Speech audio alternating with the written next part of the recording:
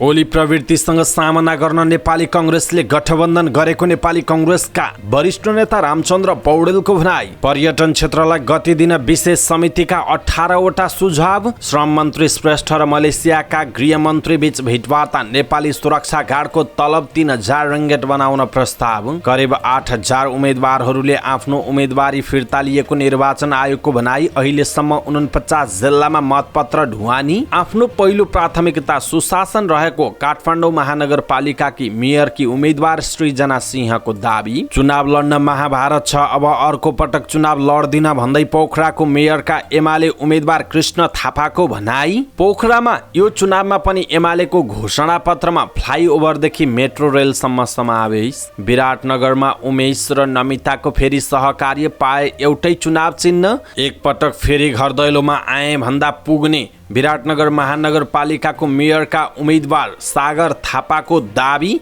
विराटनगरको साख फर्काउन चाहेको अर्का उम्मेदवार नागेश कोइरालाको स्पष्टोक्ति। सरकारले बोर्डमा सूचीकृत नभएका सञ्चार माध्यमहरूलाई विज्ञापनको कारोबार गर्न नदिने। पोखराका अटेरी उम्मेदवार गणेश पौडेलको चुनाव चिन्ह लौरू। चुनावमा देशैभर इन्टरनेट सेवा बन्द हुने चेतावनी। सरकारले सहयोग नगरेको आइस्पानको गुनासो।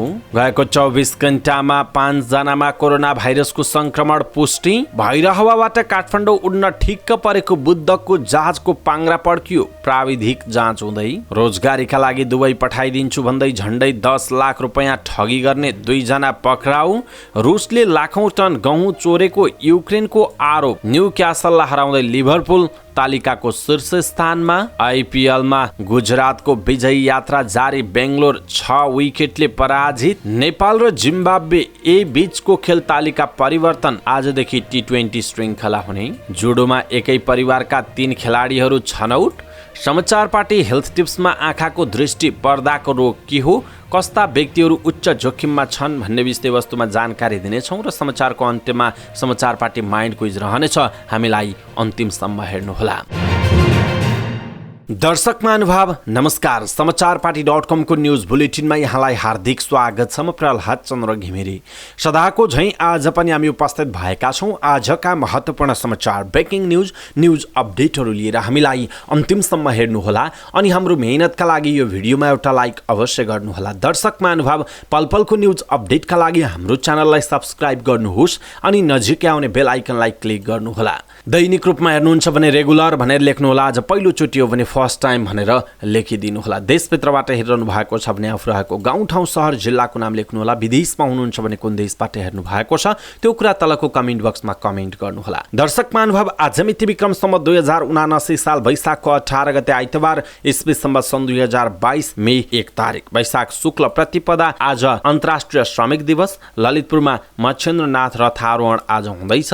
यहाँहरू सम्पूर्णलाई अन्तर्राष्ट्रिय श्रमिक दिवसको हार्दिक मङ्गलमय शुभकामना। विशेष गरी देशभित्र र विदेशमा रहेर खास गरी श्रम गर्नकै निमित्त, आफ्नो श्रम र पसिना बेच्नकै निमित्त विभिन्न ठाउँमा काम गरिरहनु भएका सम्पूर्ण तपाईँ हामी श्रमिक साथीहरूलाई चाहिँ हार्दिक मङ्गलमय शुभकामना छ। आफ्ना शुभकामनाका सन्देश तलको कमेन्ट बक्समा कमेन्ट गर्नुहोला। आउनुहोस् दर्शक महानुभाव आजका महत्त्वपूर्ण समाचार सुरु गरौँ। ओली प्रवृत्तिसँग सामना गर्न नेपाली कांग्रेसले गठबन्धन गरेको रामचन्द्र पौडेलको भनाइको प्रसङ्गबाट। नेपाली कांग्रेसका वरिष्ठ नेता रामचन्द्र पौडेलले ओली प्रवृत्तिसँग सामना गर्न नेपाली कांग्रेसले गठबन्धन गरेको बताउनु भएको छ। काठमाडौँमा आयोजित एक कार्यक्रममा बोल्दै वरिष्ठ नेता पौडेलले संसदमाथि बारम्बार हमला गर्ने ओली प्रवृत्तिसँग आज नेपाली कांग्रेसले सामना गर्न गठबन्धन गरेको उहाँले बताउनुभयो। उहाँले नेपाली कांग्रेसले ओली प्रवृत्तिसँग सामना गर्नका लागि परिवर्तनका पक्षधर, संविधानका पक्षधर र नेपालमा लोकतन्त्रका पक्षधरहरूलाई एक ठाउँमा राखेर गठबन्धन गरेको बताउनुभयो। उहाँले भन्नुभयो, बारम्बार सांसद बनाएर जनताले भोट दिएर पठाउने, त्यसै संसदलाई भङ्ग गरेर देशमा राजनैतिक अस्थिरता पैदा गर्ने, देशमा लोकतन्त्रमाथि कुठाराघात गर्ने, राजा महेन्द्रले 2017 सालमा गरे जस्तै संसदमाथि बारम्बार हमला गर्ने ओली प्रवृत्तिसँग आज नेपाली कांग्रेसले सामना गर्न गठबन्धन गरेको छ। यस्तै नेता पौडेलले ओलीले राजावादी, पुरातनपन्थी र भ्रष्टाचारीहरूसँग गठबन्धन गरिरहेको आरोप लगाउनुभयो। उहाँले विकासको नाममा नेकपा एमालेका कार्यकर्ताहरूले केन्द्रबाट बजेट लगेर आफै उपभोक्ता आफै ठेकेदार बन्ने गरेको र बजेट सबै खल्तीमा हालेको आरोप लगाउनुभयो। वरिष्ठ नेता पौडेलले गठबन्धनले गरेको अहिलेको राजनीति र विकासका रणनीति सही ढङ्गमा अगाडि बढिरहेको पनि बताउनुभयो। पर्यटन क्षेत्रलाई विद्युत, पानी, सडक सञ्जाल, सरसफाइ र करमा सहुलियतको दृष्टिले राष्ट्रिय प्राथमिकतामा प्राप्त क्षेत्रका रूपमा विशेष प्राथमिकताका साथ सम्बोधन गर्नुपर्ने लगायतका विभिन्न 18 बुँदे सुझाव सरकारलाई दिएको छ। कोरोनाको कहरमा परेको यस क्षेत्रलाई पुनर्जागृत गराउने लक्ष्यका साथ सरकारले गठन गरेको विशेष समितिले केही नीतिगत, प्रक्रियागत, संरचनागत विषयमा समेत सुधार गर्नुपर्ने सुझाव दिएको छ। नेपालको समृद्धिको प्रमुख आधारका रूपमा रहेको र कुल गार्हस्थ उत्पादनमा विशेष भूमिका प्रदान गर्ने क्षेत्र भएकाले पनि तत्काल सुधारको प्रक्रिया सुरु गर्नुपर्ने समितिको भनाइ छ। संस्कृति, पर्यटन तथा नागरिक उड्डयन मन्त्री प्रेम आलेलाई बुझाइएको उक्त अध्ययन प्रतिवेदनमा विदेशी मुद्राको चाप समेत परेका सन्दर्भमा विशेष प्राथमिकता दिएर यस क्षेत्रलाई अगाडि बढाइए एकाध वर्षमा नै उल्लेख्य प्रतिफल हासिल गर्न सकिने उल्लेख छ। सामान्यतया एक पर्यटक बराबर 9 जनाले प्रत्यक्ष वा अप्रत्यक्ष रूपमा रोजगारी पाउने र नेपालको आम प्रवृत्ति नै अतिथि देवो भव अर्थात् पाहुना भनेका भगवान जस्तै हुन् भन्ने भएकाले पनि समृद्ध नेपालको आधारशिला हुने तथ्यलाई मनन गरिएको छ भनेर भनिएको छ। दर्शक महानुभाव, यसप्रति तपाईँको धारणा के आफ्नो धारणा तलको कमेन्ट बक्समा कमेन्ट गर्नुहोला। मलेसियाको भ्रमणमा रहनुभएका श्रम, रोजगार तथा सामाजिक सुरक्षा मन्त्री कृष्ण कुमार श्रेष्ठ उच्चस्तरीय भेटवार्तामा व्यस्त रहनु भएको छ। मन्त्री श्रेष्ठले मलेसियाका गृहमन्त्री हमजाहा बिन जैनुद्दिनसँग द्विपक्षीय भेटवार्ता गर्नुभएको छ। मलेसियाको पुत्र जयामा रहेको गृह मन्त्रालयमा भएको भेटवार्तामा उहाँहरूबीच नेपाल मलेसिया सम्बन्धका साथै द्विपक्षीय हित र साझा चासोका विषयमा कुराकानी भएको छ। मन्त्री श्रेष्ठले मलेसियामा रहेका नेपाली सुरक्षा गार्ड सहित अन्य श्रमिकको सेवा सुविधा र अधिकारको विषयमा गृहमन्त्री जैनुद्दिनसँग छलफल भएको बताउनुभयो। श्रेष्ठले नेपाली सुरक्षा गार्डको मासिक तलब 3000 मलेसियन रिङ्गिट हुनुपर्ने प्रस्ताव गर्नुभएको छ। नेपाली कामदार, मेहनती र इमान्दार हुने चर्चा गर्दै गृहमन्त्री जैनुद्दिनले गोर्खा गार्ड्सका रूपमा मलेसियामा नेपालीहरूको राम्रो प्रभाव रहेको पनि बताउनुभयो। निर्वाचन आयोगले पालिका तह चुनावमा करिब 8000 उम्मेदवारहरूले आफ्नो उम्मेदवारी फिर्ता लिएको जनाएको छ। निर्वाचन आयोगका प्रवक्ता शालिग्राम शर्मा पौडेलले करिब 1,53,000 उम्मेदवारी परेकोमा करिब 8000 ले फिर्ता लिएको जानकारी दिनुभएको हो। उहाँले उम्मेदवारहरूलाई चुनाव चिन्ह प्रदान गरेको पनि बताउनुभयो। निर्वाचन आयोगको निर्वाचन कार्यतालिका अनुसार शनिबार अपराह्न 5 बजेसम्म चुनावका उम्मेदवारहरूलाई चुनाव चिन्ह प्रदान गर्ने कार्यक्रम अनुसार चुनाव चिन्ह प्रदान गरिएको बताइएको छ। आउँदै गरेको पालिका तह चुनावका लागि अहिलेसम्म 49 जिल्लाका लागि 91,19,000 मतपत्र ढुवानी गरिएको छ। कर्णाली र सुदूरपश्चिमका सबै जिल्ला, प्रदेश नम्बर 1 का मोरङ बाहेक सबै जिल्ला र गण्डकीको पोखरा महानगरपालिका बाहेक सबै स्थान, बागमती प्रदेशका 5 जिल्लामा मतपत्र पुगिसकेको छ। वैशाखको 18 गते लुम्बिनी प्रदेशका 12 जिल्लामा मतपत्र पठाइने निर्वाचन आयोगका मुद्रण अधिकृत बाबुराम कोइरालाले जानकारी दिनुभयो। काठमाडौँबाट लामो दूरीमा रहेका पूर्व र पश्चिमका अधिकांश जिल्लामा मतपत्र पुगिसकेको छ भने अन्य जिल्लामा पुग्ने क्रम जारी रहेको छ। मनाङ र मुस्ताङ जिल्लामा हेलिकप्टरबाट मतपत्र ढुवानी गरिएको छ। निर्वाचन आयोगले वैशाखको 13 गतेदेखि मतपत्र ढुवानी सुरु गरेको थियो। अहिलेसम्म 6वटा महानगर र भक्तपुर जिल्ला बाहेक 76 जिल्लाका लागि 1,80,45,000 मतपत्र छपाई भइसकेको बताइएको छ। नेपाली कांग्रेसबाट काठमाडौँ महानगरपालिकाको मेयरकी उम्मेदवार सृजना सिंहले आफू निर्वाचित भए महानगरलाई भ्रष्टाचार मुक्त बनाउने बताउनुभयो। नेपाली कांग्रेस निकट बुद्धिजीवी पेसाकर्मी परिचालन समितिले गरेको अन्तर्क्रिया कार्यक्रममा उहाँले काठमाडौँ महानगरपालिकालाई भ्रष्टाचारको दुर्गन्धबाट मुक्त गराउने आफ्नो चाहना रहेको बताउनुभयो। उम्मेदवार सिंहले डिजिटल प्रविधि अपनाएर घरैबाट जनताले सेवा लिने व्यवस्था गर्न पनि आफू लागि पर्ने बताउनुभयो। सिंहले आफूले मेयरको उम्मेदवार बनाउन दबाब नदिएको बताउनु भएको छ। गणेशमान मङ्गलादेवी सिंहको बुहारी र प्रकाशमान सिंहको श्रीमती भएको नाताले मात्रै आफू मेयरको उम्मेदवार नभएको उहाँको दाबी रहेको छ। नेकपा एमालेबाट पोखरा महानगरपालिकाका प्रमुखका उम्मेद्वार कृष्णबहादुर थापाले अर्को चुनाव नलड्ने घोषणा गर्नुभयो। प्रदेश सांसदबाट राजीनामा दिएर मेयरको उम्मेद्वार बन्नुभएका उहाँले पार्टीमा अर्को पुस्ता तयार भइसकेको र चुनावमा प्रतिस्पर्धा गर्न सजिलो नभएको भन्दै अर्को पटक उम्मेद्वार नबन्ने घोषणा गर्नुभयो। पार्टीमा चुनाव लड्न महाभारत छ। स्वाभाविक रूपमा अर्को पुस्ता पनि अब करिब पार्टीले तयार पारिसकेको अवस्था छ। पोखरा महानगरपालिकाको घोषणापत्र सार्वजनिक कार्यक्रममा थापाले भन्नुभयो, म आज आदरणीय नेतालाई साक्षी राखेर अर्को पटक चुनाव नलड्ने घोषणा गर्दछु, उहाँको भनाइ छ। उहाँले चुनाव नलड्ने घोषणा गर्दा मञ्चमा नेकपा एमालेका वरिष्ठ उपाध्यक्ष ईश्वर पोखरेल, उपमहासचिव पृथ्वी सुब्बा गुरुङ, सचिव पद्म अर्याल, स्थायी कमिटी सदस्य खगराज अधिकारी लगायतका नेताहरूको उपस्थिति रहेको थियो। नेकपा एमाले पोखरा महानगर कमिटीले घोषणापत्र सार्वजनिक गरेको छ। एमालेका वरिष्ठ उपाध्यक्ष ईश्वर पोखरेल, उपमहासचिव पृथ्वी सुब्बा गुरुङ, पोखरा महानगरका एमालेका तर्फबाट मेयरका उम्मेद्वार कृष्णबहादुर थापा र उपमेयरकी उम्मेद्वार मञ्जुदेवी गुरुङ, पोखरा महानगरपालिकाका मेयर मानबहादुर जीसी लगायतले घोषणापत्र सार्वजनिक गर्नुभएको हो। घोषणापत्रमा पोखरामा flyover, tunnel, overhead bridge, monorail र मेट्रो रेल सञ्चालनमा ल्याउने विषय उल्लेख छ। एमालेको यसअघिको चुनावको घोषणापत्रमा मोनोरेल र मेट्रो रेल सञ्चालनलाई समावेश गरिएको थियो, तर त्यसको अध्ययन गर्ने काम समेत भएको छैन। सार्वजनिक घोषणापत्रमा रेल सञ्चालनको सम्भाव्यता अध्ययन गरी कार्य आरम्भ गर्ने उल्लेख गरिएको छ। विराटनगर महानगरपालिकाको मेयरका उम्मेद्वार उमेश यादव र उपमेयर उम्मेद्वार नमिता नेउपानेले एउटै चुनाव चिन्ह पाउनु भएको छ। जनता समाजवादी पार्टी छोडेको घोषणा गर्नुभएका यादवले मेयरमा र सत्तारूढ दल गठबन्धनप्रति असन्तुष्ट माओवादी केन्द्र विराटनगर महानगर कमिटी सचिव नेउपानेले उपमेयरमा स्वतन्त्र उम्मेदवारी दिनुभएको थियो।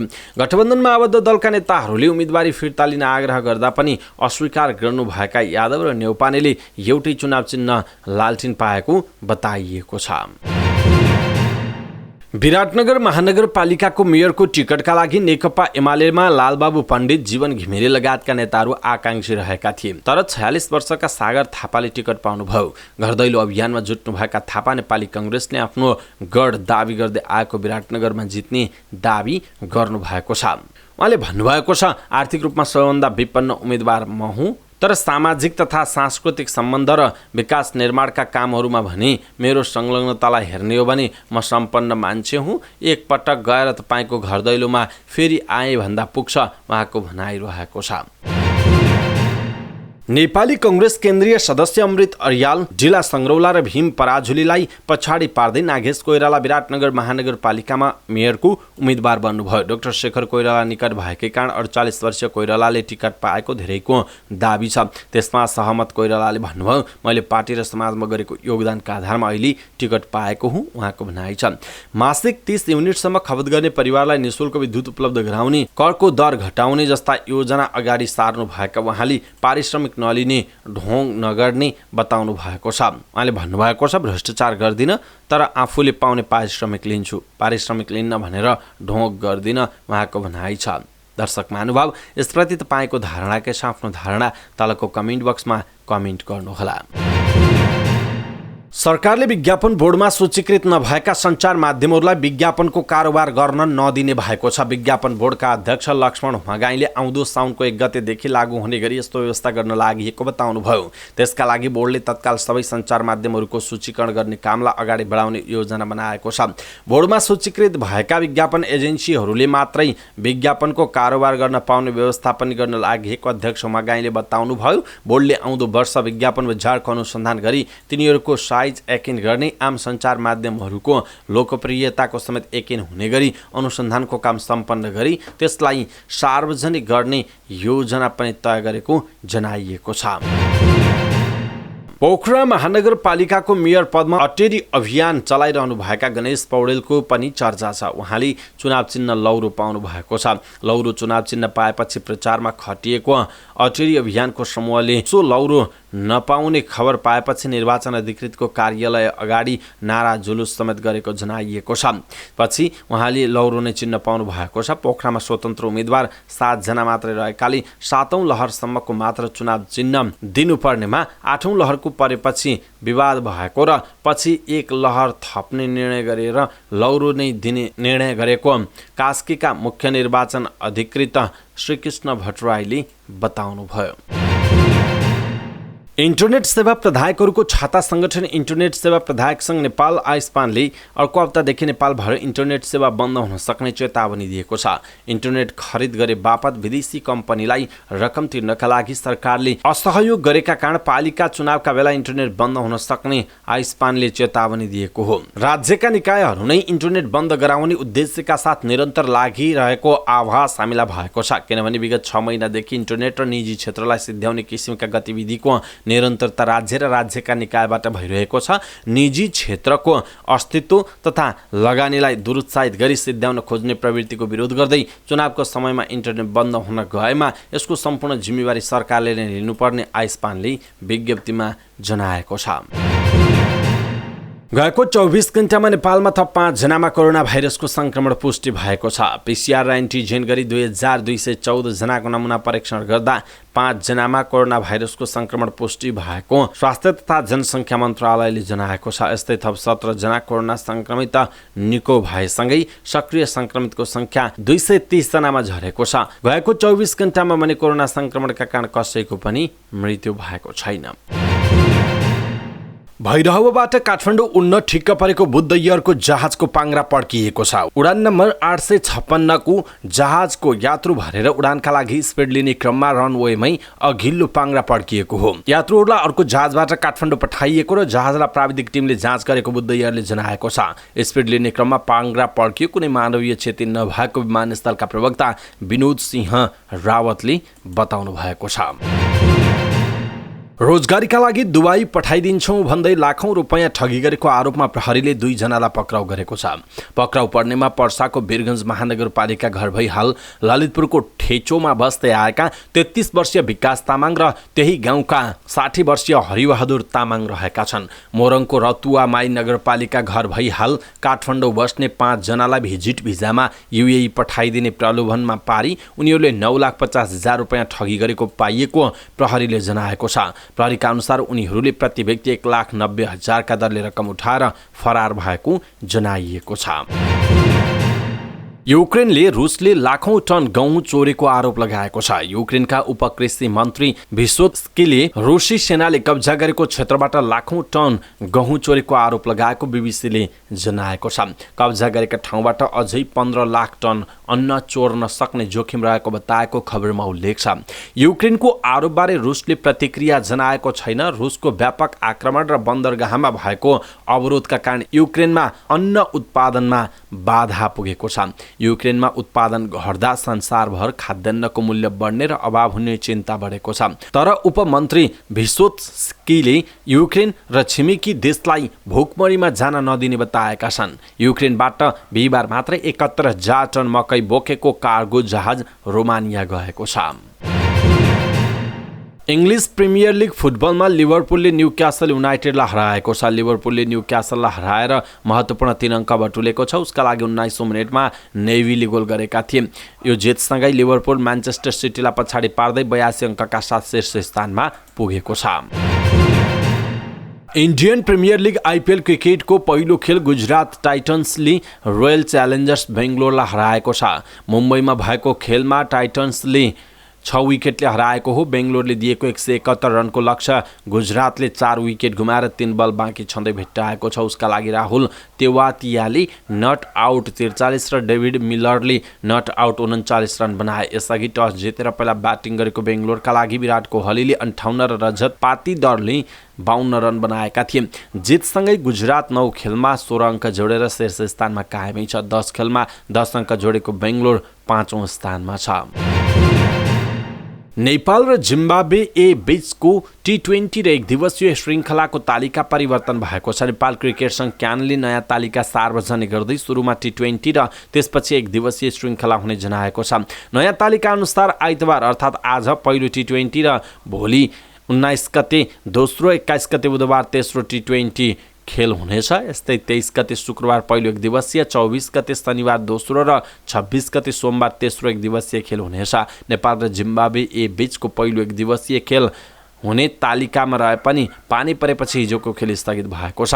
विश्व क्रिकेट लिग डिभिजन 2 अन्तर्गत अमेरिका भ्रमणअघि नेपालले जिम्बाब्वेको एक टोलीसँग पनि 3 दिवसीय र 3 T20 अभ्यास खेल खेल्न लागेको जनाइएको छ। एसियाली खेलकुदका लागि जुडोमा 14 पुरुष र 14 महिला गरी 28 खेलाडी प्रारम्भिक चरणमा छनौट भएका छन्। प्रत्येक तौल समूहबाट 2-2 गरी 14 स्पर्धामा 28 खेलाडी छनौट भएको नेपाल जुडो सङ्घका अध्यक्ष दीपक हर्ष बज्राचार्यले बताउनुभयो। पहिलो र दोस्रो भएका खेलाडीलाई प्रारम्भिक छनौट गरिएको हो। पुरुष 60 केजी मुनि नेपाल प्रहरीका उमेश मगर र बन्दी सहायता नियोग पामका सुबोध मण्डल, 66 केजी मुनि प्रहरीका इन्द्रबहादुर श्रेष्ठ र पामका उत्तम प्रधान श्रेष्ठ, 73 केजी मुनि प्रहरीका सञ्जित डङ्गोल र सुधीश दोङ, 81 केजी मुनि नेपाल आर्मी जङ्गबहादुर सारू र कैलालीका योगेन्द्र विष्ट, 90 केजी मुनि प्रहरीका मनिष महतो र आर्मी सुजन गुरुङ, 100 केजी मुनि रेशम बहादुर चन्द र पर्साका हिमांशु गुप्ता तथा 100 केजी माथि प्रहरीका राजन जोशी र रन्जेश गोले छनौट भएको जनाइएको छ। समाचार पार्टी न्यूज बुलेटिनमा अब पालो भएको छ समाचार पार्टी हेल्थ टिप्स अर्थात् स्वास्थ्यसँग सम्बन्धित जानकारी। आजको समाचार पार्टी हेल्थ टिप्स अर्थात् स्वास्थ्यसँग सम्बन्धित जानकारीमा हामी आँखाको दृष्टि पर्दाको रोग के हो, कस्ता व्यक्तिहरू उच्च जोखिममा हुन्छन् भन्ने विषयवस्तुमा जानकारी दिनेछौँ। हामीलाई अन्तिमसम्म हेर्नुहोला। सबै नेपालीहरू माझ पुर्याउनका लागि यो भिडियोलाई सक्दो सेयर गर्नुहोला। हाल संसारभरि दृष्टि पर्दाका रोगहरू बढिरहेको देख्न सकिन्छ। पर्दाका रोगहरू विभिन्न कारणले हुन सक्छ, जस्तै वंशाणुगत, मधुमेह, उच्च रक्तचाप, उमेरको कारणले भिटामिन ए को कमी, समय नपुगी जन्मिएका नवजात शिशुहरू, आँखामा चोटपट लागेर आदि। यो रोगका कारण पत्ता लगाई रोकथाम तथा समयमै उपचार गरी सम्भावित क्षेत्रबाट अन्धोपनबाट बचाउन सकिन्छ। त्यसो त यसका लक्षणहरू, यो रोगमा सुरुमा बिरामीको शिकायत नहुन पनि सक्छ। एक्कासी आँखा धमिलो हुने, एउटा मात्र आँखा धमिलो हुने, राति आँखा नदेखिने, आँखामा चोटपटक लागेको, बाक्लो पावरको चस्मा प्रयोग गरिरहेको। गर्नुपर्ने जाँचहरू, दृष्टि जाँच, पिन होलबाट दृष्टि जाँच्दा पनि दृष्टि सुधार हुँदैन। रगतमा चिनीको आँप, रक्तचाप जाँच, अप्थाल्मोस्कोपबाट आँखाको भित्री नानीको ग्लो हेर्ने, पर्दा फाटेको, पर्दाको रगतको नसा फुटेको आदिमा अप्थाल्मोस्कोपबाट ग्लो तेजिलो नदेखिने वा पुरै नदेखिने पनि हुन सक्ने बताइएको छ। त्यसो त यसको उपचार कसरी गर्न सकिन्छ? पर्दाका रोगहरू पर्दा रोग विशेषज्ञद्वारा औषधि, लेजर, इन्जेक्सन तथा शल्यक्रिया आदिबाट गरिन्छ। यो रोगको शङ्का लागेमा नजिकको आँखा उपचार केन्द्र वा अस्पताल पठाउनु पर्दछ। साथै उच्च जोखिममा परेका व्यक्तिहरूले कम्तीमा वर्षको एकपटक पर्दाको जाँच गराउन, जोखिमको उपचार गर्न तथा स्वस्थ व्यवहार अवलम्बन गर्न प्रेरणा दिनुपर्छ। त्यसो त निम्न व्यक्तिहरू आँखाको पर्दाको रोगको उच्च जोखिममा हुन्छन्। परिवारका अन्य सदस्यमा पनि पर्दाको रोग भएका व्यक्ति, मधुमेह, उच्च रक्तचाप भएका व्यक्ति, उच्च कोलेस्ट्रोल भएका व्यक्ति, धुम्रपान गर्ने व्यक्तिहरू, घर बाहिर घाममा धेरै काम गर्नुपर्ने व्यक्तिहरू, धेरै बाक्लो चस्मा लगाएका व्यक्तिहरू, पुरा समय नपुगी जन्मिएका नवजात शिशुहरूलाई पनि आँखाको पर्दाको रोगको उच्च जोखिम रहन सक्दछ। समाचार पार्टी न्यूज बुलेटिनमा अब पालो भएको छ समाचार पार्टी माइन्ड क्विज। समाचार पार्टी माइन्ड क्विजको आजको प्रश्न छ, नेपालमा कृषि तथा पशु बीमाको सुरुवात कहिलेदेखि भएको हो? नेपालमा कृषि तथा पशु बीमाको सुरुवात कहिलेदेखि भएको हो? कृपया आफूलाई लागेको सही उत्तर तलको कमेन्ट बक्समा कमेन्ट गर्नुहोला। समाचार पार्टी न्यूज बुलेटिनमा हिजो हामीले सोधेका थियौँ, नागरिक लगानी कोषको स्थापना कहिले भएको हो? यसको सही उत्तर हो विक्रमसम्म 2047 साल चैतको 4 गते। नागरिक लगानी कोषको स्थापना विक्रमसम्म 2047 साल चैतको 4 गते हो। अवस्था दर्शक महानुभाव, आजका महत्त्वपूर्ण समाचार यति नै। हामीले प्रस्तुत गरेका समाचारहरूप्रति तपाईँको धारणा के छ? आफ्नो धारणा तलको कमेन्ट बक्समा कमेन्ट गर्नुहोला। हाम्रो मेहनतका लागि यो भिडियोमा एउटा सानो लाइक अवश्य गर्नुहोला। दर्शक महानुभाव, पल पलको न्युज अपडेटका लागि हाम्रो च्यानललाई सब्सक्राइब गर्नुहोस् अनि नजिकै आउने बेल आइकनलाई क्लिक गर्नुहोला। पल पलको न्युज अपडेटका साथ फेरि हाम्रो भेट हुनेछ। तपाईँ समाचारपार्टी.com हेर्दै गर्नुहोस्। नमस्कार।